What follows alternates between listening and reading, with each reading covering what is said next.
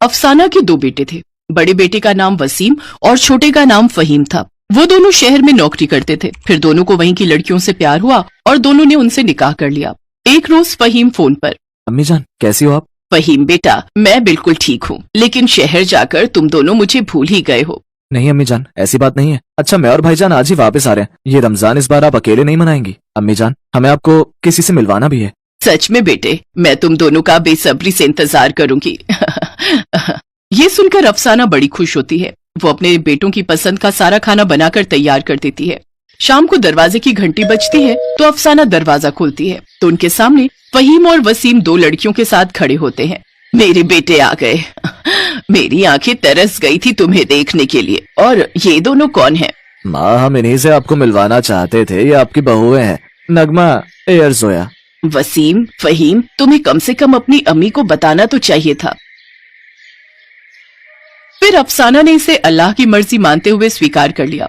रमजान का महीना था, इस कारण वो इसे खुशी खुशी मनाना चाहती थी। अफसाना की छोटी बहू गरीब घर से थी। वो हमेशा अपने सर पर हिजाब पहने रखती थी, जबकि उसकी बड़ी बहू नगमा कोई हिजाब नहीं पहनती। ये देख अफसाना ने नगमा से कहा, नगमा बहू, तुमने हिजाब क्यों नहीं पहना? ओफो माँ जी, क्या जरूरत है हिजाब की? एक तो इतनी गर्मी है, ऊपर से हिजाब पहनो। और वैसे भी ये सब ओल्ड फैशन है और मैं शहर की लड़की हूँ। लेकिन अब तुम इस घर की बहू हो और हिजाब पहनना बहुत जरूरी है। अम्मी जान, आप मुझे फोर्स न करें तो ही बेहतर रहेगा। नगमा जहाँ बहुत घमंडी थी तो वहीं जोया बहुत संस्कारी थी। एक दिन अफसाना अपनी दोनों बहुओं को बुलाकर कहती है, देखो, कल से रमजान का महीना शुरू हो रहा है और मैं चाहती हूँ कि मेरी दोनों बहुएं रमजान के रोजे रखें।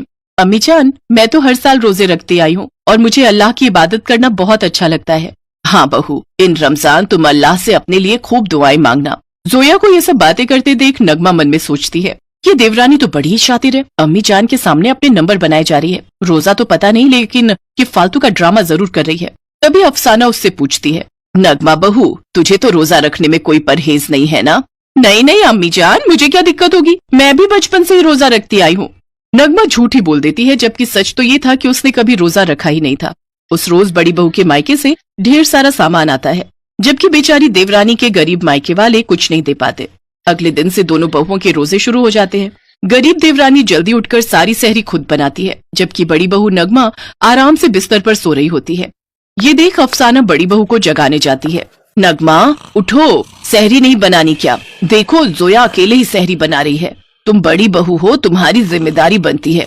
क्या हुआ अम्मी जान, आप जाओ, मैं अभी आती हूँ।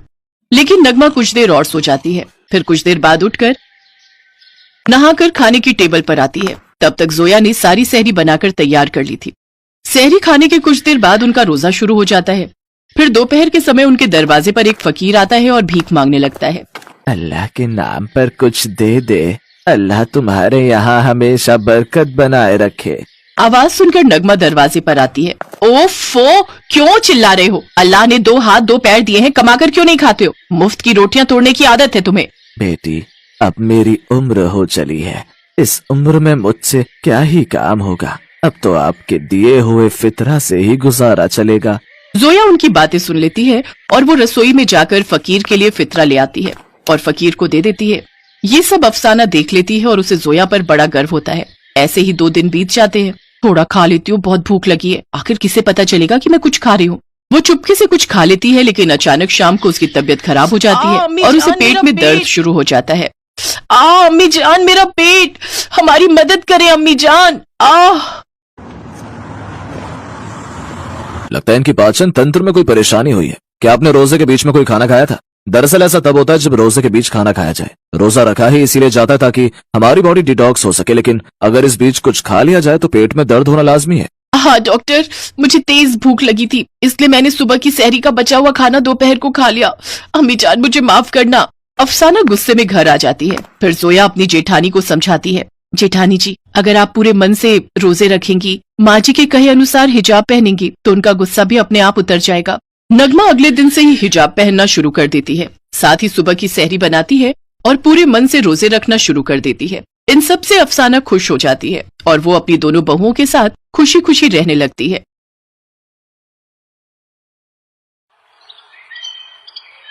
सलमान बेटा, और लो ना। नहीं अम्मी, बहुत खा लिया। आप भी तो खाओ ना। नहीं बेटा, मुझे भूख नहीं है, मैं बाद में खाऊंगी। मुझे तो बहुत भूख लगी है। जो भी नहीं खा रहा है वो मुझे दे दो अपने हिस्से का। क्या बढ़िया सब्जी बनाई है आपने अम्मी। जी करता है आपके हाथ ही खा जाऊं।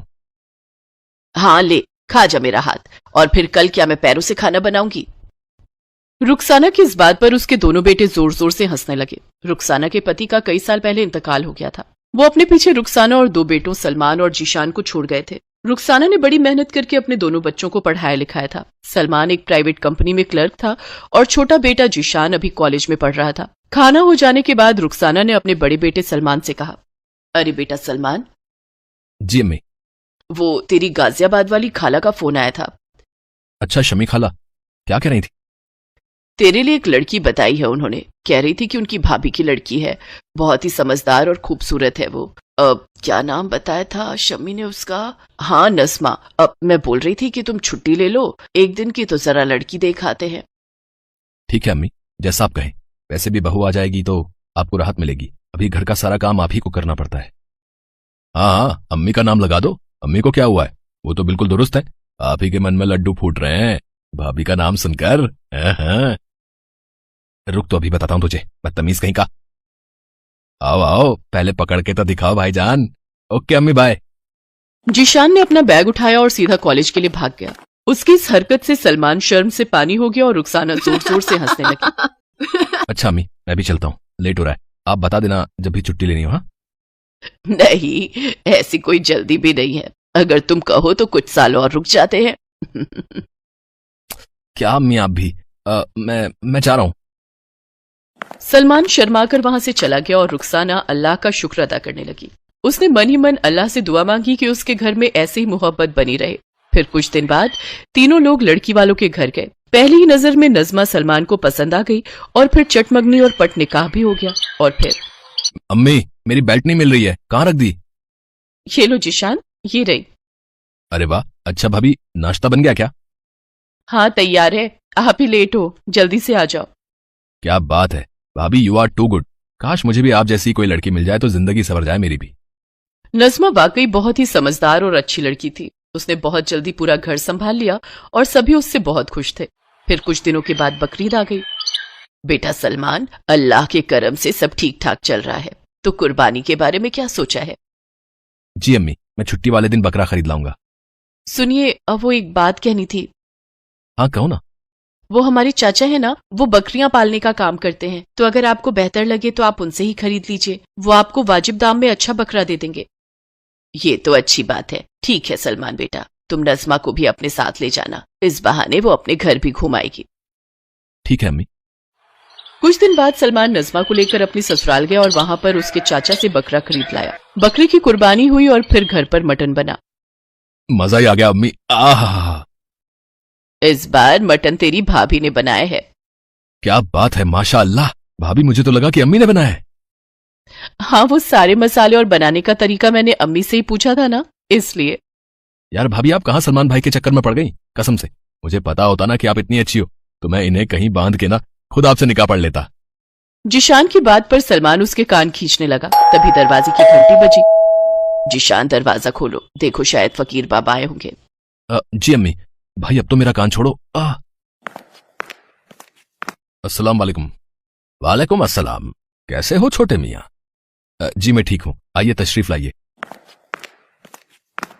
सलाम फकीर बाबा। खुश रहो मेरी बच्ची। और घर गृहस्थी कैसी चल रही है? सब अल्लाह का करम है बाबा। बहू क्या बेटी आई है। मेरा तो घर सवार दिया है इस